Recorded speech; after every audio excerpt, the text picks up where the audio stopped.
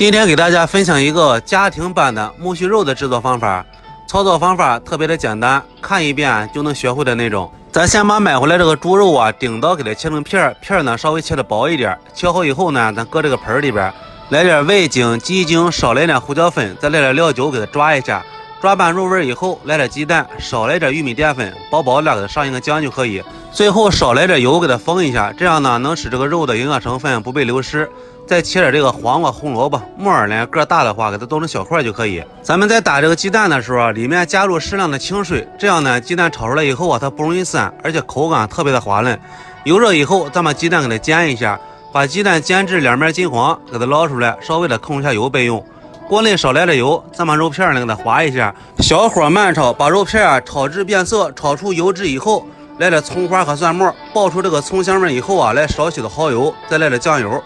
炒出酱香味以后，把这配料一块给它放里边，快速的翻炒均匀。味精、鸡精，少来点白糖和胡椒粉，把口调好以后啊，在锅里多炒一会儿，炒至这个配料啊8、9成熟的时候，把这鸡蛋给它放里边，快速的翻炒均匀。最后在出锅的时候啊，来少许的香油或者调料油，翻炒均匀以后出锅装盘即可。这样一道简单的家庭版的木